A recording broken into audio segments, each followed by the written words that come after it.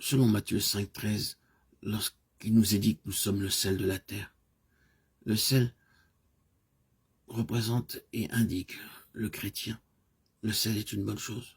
Mais si le sel perd sa saveur, avec quoi l'assaisonnera-t-on? Le sel est bon, car il est profitable à l'homme.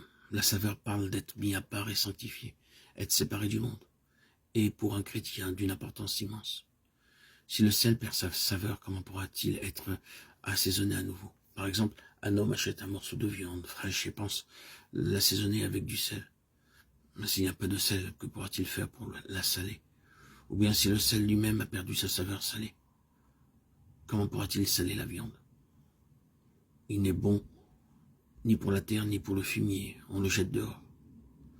Ce verset nous montre ce qui résulte de la perte de notre saveur chrétienne, même la perte de notre séparation du monde. La terre représente le royaume. Placer un chrétien insipide dans le royaume de Dieu est le plus impropre. Le fumier est un lieu souillé et impur, et pour cela il suggère l'enfer ou les temps de feu. Mettre dans l'enfer un chrétien qui a perdu sa saveur est également impropre, car il a déjà été sauvé. On le jette dehors, puisqu'il est impropre pour le royaume ainsi que pour l'enfer, il doit être jeté dehors. C'est-à-dire, il doit être jeté hors de la gloire du royaume. Que celui qui a des oreilles pour entendre, entende. C'est une parole d'avertissement. Tout ce qui tend à nous séparer de Christ nous fait perdre notre propre saveur. La saveur est force, le manque de saveur est faiblesse. Combien ce sujet est sérieux.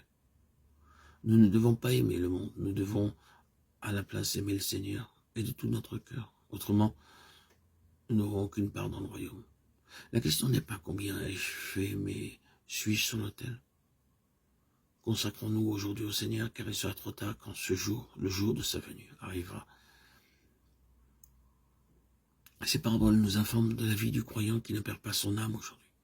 La raison pour laquelle il ne dépense pas tous les fonds dans la construction de la tour, ne mobilise pas toutes les forces pour le combat et devient un sel insipide à cause du mélange avec le monde, c'est l'amour de sa propre âme. C'est qu'il n'est pas décidé à souffrir ou abandonner la beauté du monde. Pour un tel croyant, la gloire du futur royaume n'est vue que vaguement, parce qu'il ne se soucie que du moment présent. S'il était disposé à refuser les demandes de sa propre âme en renonçant à soi-même, se chargeant de la croix et faisant la volonté de Dieu, il ne serait pas difficile de construire ou de lutter, de haïr père, mère, femme, enfant, frère, sœur, et même sa propre vie, et d'être séparé entièrement du monde pour devenir du sel qui a de la saveur. Si dans cet âge, au lieu de perdre notre âme, nous faisons ce que nous voulons, ou bien si notre consécration est imparfaite, nous serons jetés dehors durant le temps du royaume. Et on se moquera de nous pour avoir failli en tant que disciples.